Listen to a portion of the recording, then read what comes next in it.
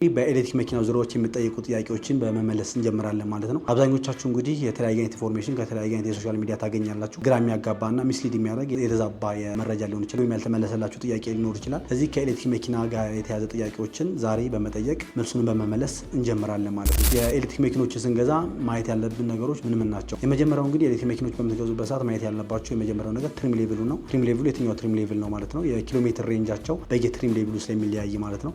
የባትሪ ካፓሲቲ የትኛው ነው፣ የተካተተለት ፊቸርና ያልተካተተለት ፊቸር የትኛው ነው የሚሉትን ነገሮች ማወቅ ይኖሩባቸዋል። ከዛ በተጨማሪ ደግሞ መኪኖቹ ተፈትሸው ቢገዙ የባትሪ ፐርሰንታቸው 100% መሆን አለበት። ያልዙ አጠቃላይ ዲያግኖስቲክ ተደርገው ዲያግኖስቲክ ትራብል ኮድ እንደሌለባቸው መታየት ይኖርበታል ማለት ነው። ስለዚህ የባትሪ ሄልዙንና ፉል የሆነ የዲያግኖስቲክ ሪፖርት ማየት መመልከት ይኖርብናል። ትሪም ሌቭሉን ወይም ደግሞ ስፔሲፊኬሽኑን ማወቅ አለብን። ትሪም ሌቭሉ ወይም ደግሞ ስፔሲፊኬሽኑ የሞተር አውትፑት ኪሎዋቱ እንዲሁም ደግሞ የባትሪ ካፓሲቲ ኪሎዋት አወሩ ይሄኛው ከትሪም ሌቭሉ ጋር ከተገለጸው ትሪም ሌቭል ጋር ተመሳሳይ መሆኑን ቼክ ማድረግ ይኖርብናል ማለት ነው። የኤሌክትሪክ መኪኖች በየስንት ኪሎ ሜትር ሰርቪስ ይደረጋሉ? ሁላችሁም የምጠይቁት ጥያቄ ነው። የኤሌክትሪክ መኪኖች እንግዲህ በየ10,000 ኪሎ ሜትር ሰርቪስ መደረግ አለባቸው። ባትሪያቸው ቼክ መደረግ አለበት። አጠቃላይ ጀነራል ሲስተሙ ቼክ መደረግ አለበት ማለት ነው። አንዳንድ ጊዜ 10,000 ሳይደርስ ዋርኒንግ ያበራባቸዋል። ዋርኒንግ የሚያበራባቸው ደግሞ በ5,000 ወይ በ4,000 ሴት ተደርጎ ነው ማለት ነው። ሴት የተደረገውን ሴቲንግ እናንተ ማስተካከል ይኖርባቸዋል። ስለዚህ ሪማይንደሩን አጥፍታችሁ ማስተካከል ይኖርባቸዋል። 10,000 ኪሎ ሜትር ሴት ማድረግ ይጠበቅባቸዋል ማለት ነው። በኤሌክትሪክ መኪናችን ሰፋ ያለ ጎማ ብናስገጥምለት ምን ችግር አለው? ወይም ደግሞ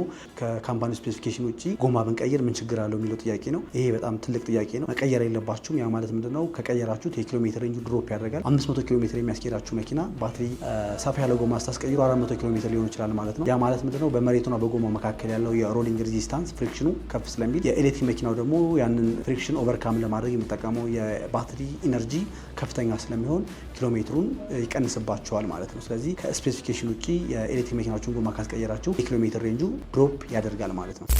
የኤሌክትሪክ መኪኖች ላይ ከባድ የሆነ ግጭት ቢያጋጥም ምን ማድረግ አለብን? እንግዲህ ብዙ ጊዜ ይሄ የሚጠየቅ ጥያቄ ነው። ከባድ የሆነ ግጭት ካጋጠመ የኤሌክትሪክ መኪኖችን ለመንዳት መሞከር ወይም ደግሞ ለማስነሳት መሞከር የለብንም ማለት ነው። ባለሙያ መጥቶ ማየት ኢንስፔክት ማድረግ ይኖርበታል። ሃይ ቮልቴጅ ወይም ደግሞ የባትሪ ዳሜጅ ካመጣ ወደ ፍንዳታ ወይም ደግሞ ወደ ሌላ ከባድ የሆነ አደጋ ሊያመጣ ስለሚችል የኤሌክትሪክ መኪናችን ከባድ ግጭት ካጋጠመው ለማስነሳት መሞከር የለብንም ማለት ነው። የኤሌክትሪክ መኪናችንን በዲሲ ፋስት ቻርጀር አዘውትረን ብንጠቀም ምን ችግር አለው? ይሄ ብዙ ጊዜ የሚጠየቅ ጥያቄ ነው። እንዲሁም ደግሞ አንዳንዶቻችሁ ባለማወቅ ዲሲ ፋስት ቻርጀር መኪናችሁ ላይ እያበዛችሁ የባትሪ ፐርሰንታችሁ በጣም እየወረደባችሁ ነው። የባትሪ ጤንነቱ የባትሪ ሄልዙ ወይም ደግሞ ላይፍ ታይሙን እያሳጠራችሁት ነው።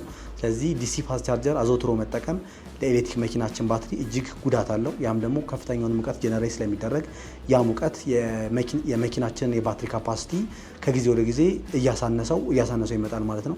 በዚህ ጊዜ የባትሪ ሄልዙ ድሮፕ ያደርጋል። ስለዚህ አዘውትረን ዲሲ ፋስት ቻርጀር መጠቀም የለብንም ማለት ነው። የኤሌክትሪክ መኪናችን ባትሪ ሄልዝ ወይም ደግሞ ኤስኦኤች ስንት ፐርሰንት ላይ ማገልገል አይችልም ወይም ደግሞ መኪናው መነዳት አይችልም ብላችሁ የምጠይቁ ጥያቄ ነው።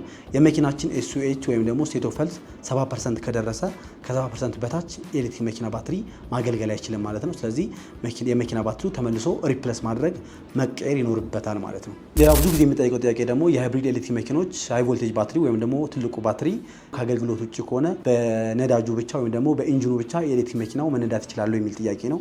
ይሄ ደግሞ አይችልም ነው። የሃይብሪድ ኤሌክትሪክ መኪኖች የባትሪ ፓካቸው 12 ቮልቱን ቻርጅ እንዲያደርግና መኪናው እንዲነሳ የሚያደርግልን ኢነርጂ የሚያገኙት ከባትሪ ፓኩ ወይም ደግሞ ከትልቁ ባትሪ ስለሆነ የሃይብሪድ ኤሌክትሪክ መኪናችን ሃይ ቮልቴጅ ባትሪያቸው ከተበላሸ መኪናችን መነሳት አይችልም፣ ኢንጂኑም መነሳት አይችልም ማለት ነው። ስለዚህ የሃይብሪድ ኤሌክትሪክ መኪኖች ባትሪያቸው ከተበላሸ ኤሌክትሪክ መኪናው መንቀሳቀስ ወይም ደግሞ መነዳት አይችልም ማለት ነው። ሌላ ብዙ ጊዜ የሚጠይቀው ጥያቄ ምንድነው? የኤሌክትሪክ መኪናችን ቻርጅ ሲሞላ በራሱ ጊዜ ይቆልፋል ወይም ደግሞ ይዘጋል ወይ የሚለው ጥያቄ ነው።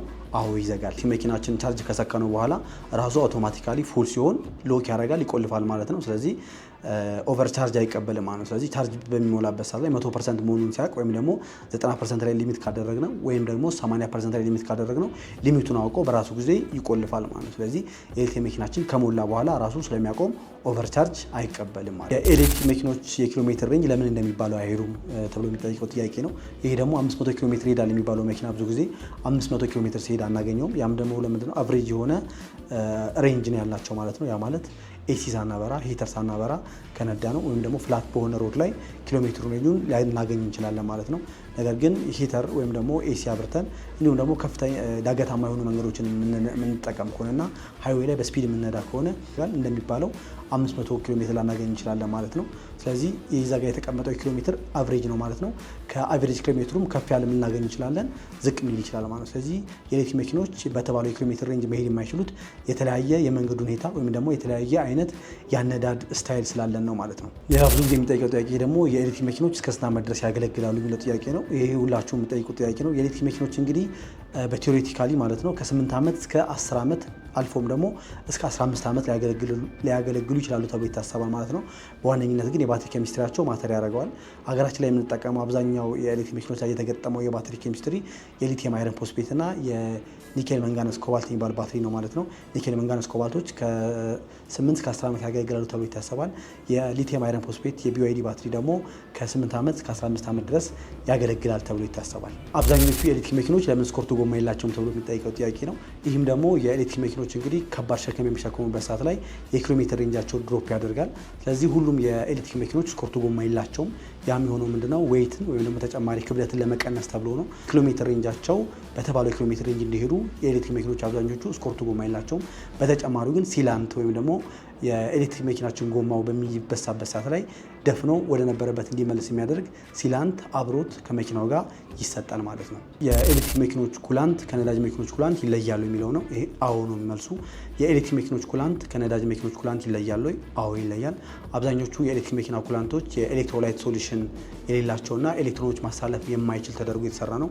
የነዳጅ መኪኖች ግን ይህንን ሊያሳልፉ ይችላሉ። ከዛ በተጨማሪ የኤሌክትሪክ መኪኖች ዝገት መፈጠር ስለሌለበት ዝገት እንዳይፈጠር ተደርጎ የተሰሩ የተለየ ኩላንት ይጠቀማሉ ማለት ነው። ስለዚህ የኤሌክትሪክ መኪናችንን ኩላንት በምናስቀይርበት ጊዜ የራሱን ታይፕ መርጠን ለኤሌክትሪክ መኪና የሚሆነውን ኩላንት ማስቀየር ይኖርብናል ማለት ነው። የኤሌክትሪክ መኪኖች እሳት ያስነሳሉ እንዲሁም ደግሞ በጎርፍ ይበላሻሉ የሚለው ጥያቄ ነው። ይሄ እውነት ነው። የኤሌክትሪክ መኪኖች እሳት ያስነሳሉ። በከባድ የሆነ ግጭት ካጋጠመ ባትሪ ፓኩ ከተበሳ እሳት ወይም ደግሞ ጭስ ሊያስነሳ ይችላል ማለት ነው። እንደየመኪና ባትሪው ይለያያል። በጎርፍ ውስጥ ደግሞ ከአንድ ሰዓት በላይ በጎርፍ ውስጥ ከቆዩ የባትሪ ፓካቸው ሙሉ ለሙሉ ዳሜጅ ሊሆን ይችላል። መኪናውም ደግሞ ሊበላሽ ይችላል ማለት ነው። ስለዚህ የአይፒ ሬቲንጋቸው 67ና 68 የሆኑ መኪኖች እስከ አንድ ሰዓት ድረስ ምንም ሳይሆኑ መቆየት ይችላሉ ማለት ነው። ሌላ የሚጠይቀው ጥያቄ ደግሞ የኤሌክትሪክ መኪኖችን እስከ ስንት ፐርሰንት ድረስ ቻርጅ እናደርጋቸው ነው። አብዛኞቻችሁ እንግዲህ 80%፣ 90% ተብላችሁ ነው የተነገራችሁ። ብዙ ጊዜ ግን ሪኮመንድ የሚደረገው ቢያንስ በሳምንት አንድ ጊዜ ቢዋይዲ ባትሪዎቹ 100% ቻርጅ እንድታደርጉት ሪኮመንድ ይደረጋል። ሌሎች መኪኖች ግን የኒኬል መንጋነዝ ኮባልት ባትሪ ያላቸው ከ80 እስከ 90% ቻርጅ ቢደረጉ ካምፓኒው ሪኮመንድ ያደርጋል ማለት ነው።